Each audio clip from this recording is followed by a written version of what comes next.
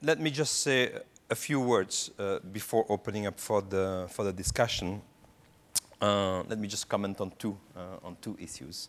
It seemed to me that there was fairly broad agreement concerning the current situation about a debt restructuring coming at some stage. But I put this as a question. I'm taking the last point that Wolfgang made, which is indeed when you do speak to politicians and to central bankers in Europe, the word that always comes up in connection with a restructuring is Lehman Brothers. And indeed, nobody wants to be blamed for that. So, how is this going to work? All the economic analysis showing that, we are not going to be able to not have a restructuring, and yet one has to push it back forward because not pushing it back forward is too dangerous. At the same time, the more we push it, the more it becomes unfeasible. So, how do we solve this problem? That's one issue. The second issue is about the future and the political union question that I put at the beginning. And I think we heard different views, and I think that depends very much on one's prior on this. How does one read the crisis? Is the crisis an opportunity to move forward with what one wanted, or is the opposite?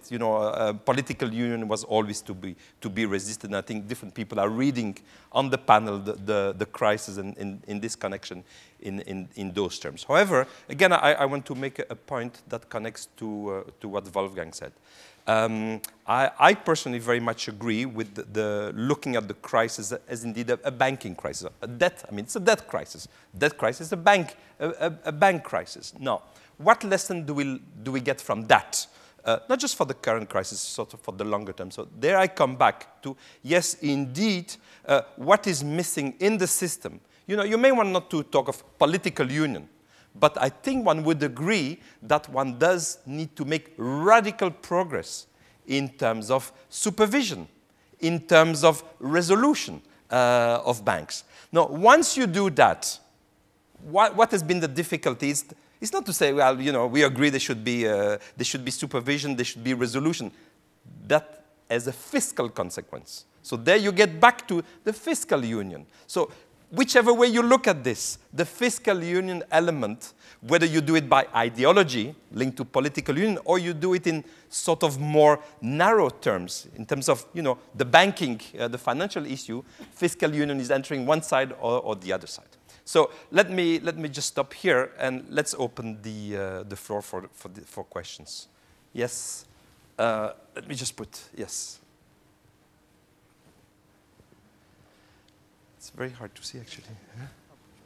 Okay, great. I couldn't see. Okay. Thank you very much. My name is O'Connell, not from Ireland, but from Argentina. The discussion makes me remember a piece that Martin Feldstein wrote at the time of the Asian crisis. Martin Feldstein wrote a piece in Foreign Affairs saying, stop speaking about restructuring or whatever. You have a problem at hand, which is to sort out the currency, balance of payments, whatnot crisis, which was the urgent thing in the case of Asia. I have the same impression right now. The problem we have at hand, Monsieur Sapir has just mentioned, is a creditors crisis. I mean, we have a banking crisis.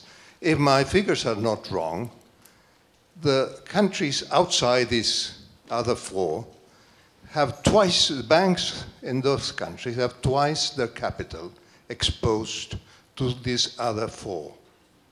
So it makes me remember, and Mr. Volcker is around, and Mr. Koo, who in other responsibility also had to deal with this. It makes me remember the Latin American debt crisis of the 80s. I mean, there, the 10 largest banks in the United States have 2.8 the capital exposed to the Latin American countries. And so the whole problem was to handle very smoothly what was used to call muddling through at that time, a way through which this question of coping with this enormous exposure wouldn't bring down all those banks, which on our side, on the debtor side, I used to call the nuclear option. I mean, we didn't want either to bring down the 10 largest banks in the United States. So I think that is the problem that has to be tackled. Okay. I mean, the problem in hand is how to smooth an adaptation of these big banks in Europe to the question that those credits are absolutely impossible to collect. And that will take some time, and it will take, no doubt, some fiscal resources. Thank you. Thank you. Yeah, next there. Yes. Yes. Can I pursue that last question a little and ask those on the panel to respond to it? What that question suggests is that what Europe needs is for Trichet and others to say no default now, until 2013-14, until the banks have enough time to regain their capital position, and then they can afford default. However, the way that works is by currencies devaluing and the countries doing export-led growth. We don't have that possibility. We have the periphery who won't be able to grow themselves into a position in which default can be managed. I wonder if people would comment on whether the default should be later or whether it has to be now. If it was now, in the Latin American debt crisis, it would have destroyed the US banking system. How do we avoid this default, either destroying the European banking system now, or wait 5 years and destroy the European periphery instead? Thank you.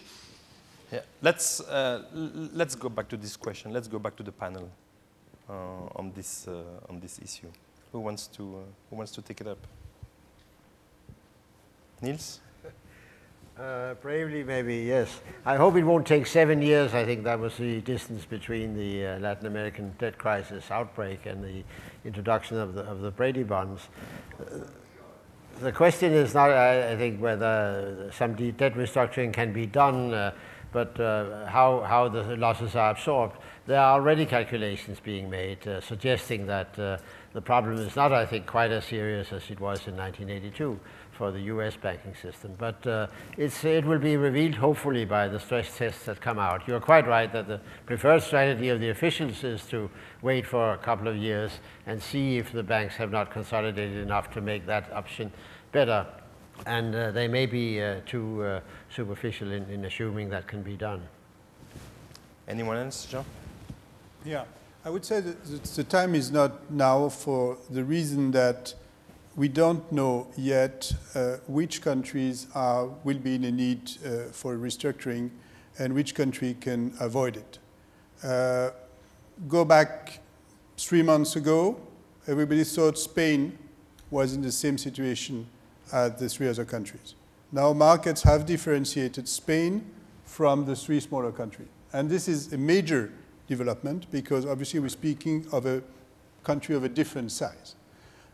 So I think there's a case for waiting until it becomes clear which country is in need for restructuring, but not beyond, because then the cost in terms of keeping the situation, as you say, with major damages for the periphery would be very significant.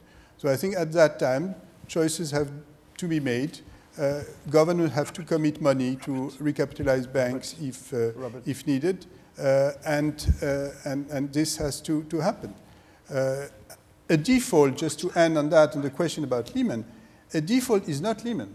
I mean, it's not a messy default overnight that leaves everybody wondering. It's a restructuring with an option for a series of options for the creditors that can include different types of possibilities, and that the creditor can absorb in a very different way.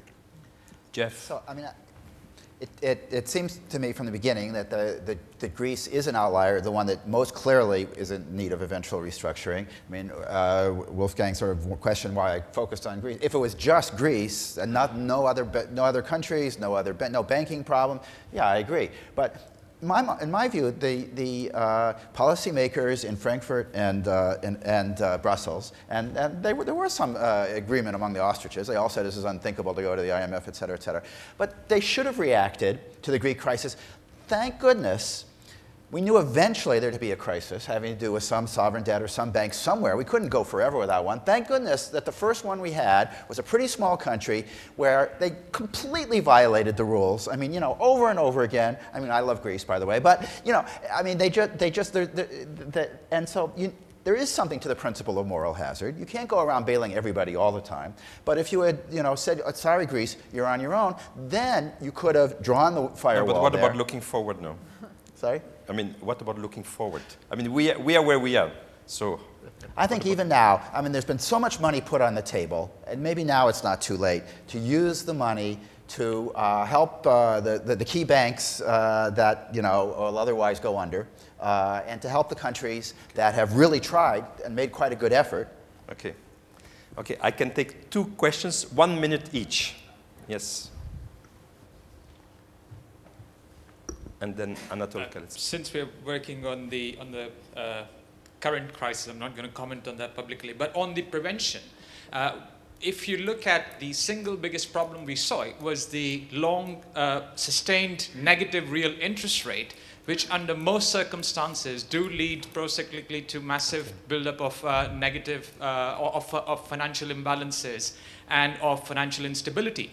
And so what the ECB needs to do, for example, is to go back to the price tool it has on interest rate, but add a quantity tool and look at the liability side of the financial system and try and manage using 2 different price tools, monetary policy in a way that can work differently. And if that doesn't work or if that's not enough, look at the asset side, use a combination of variable across time and space, loan-to-value ratios, bank levies, transaction taxes, counter-cyclical buffers to try and do it. Because the fiscal part is desirable, but politically very, very difficult to move on right now. Just give the microphone behind. Thanks. Well, I'll also make a comment, which is a question potentially. I think that there are 2 separate crises. There's a Greek fiscal crisis, and then there's a banking crisis. And the 2 are different and should be handled differently. And what I mean by the banking crisis is this. What's going on in Europe now, or at least in Ireland and Portugal and potentially in Spain now, is what would have happened in the United States if they had said, Bank of America is a big bank in trouble. It's headquartered in North Carolina. Let's get the taxpayers of North Carolina to guarantee Bank of America. Citigroup has incorporated itself in Delaware for tax and regulatory reasons. Let's get the state of Delaware to stand behind the global liabilities of Citigroup. That's basically what's happening. And my answer is that I think Jeff is right. I think there is enough money on the table. If the FSF were turned into a European-wide version of TARP and they had a European-wide guarantee and recapitalization system, then they could do proper stress tests, they could get the Irish banks off the Irish sovereign state, and basically the problem would be soluble. But until that happens, I don't think it is. Thanks. Thanks. I think we are out of time, really. If anyone has a pressing comment to make, I would allow that. Niels, you have a pressing comment. May I make the comment in response to the previous question that the ECB doesn't have these policy instruments. It cannot impose loan-to-value ratios. It can make recommendations. Okay, okay. So thanks to everyone. I'm sorry that we were a bit short of time. I think it's obviously a very, very hot question. I hope we provided a lot of answers nonetheless. Thanks to everyone.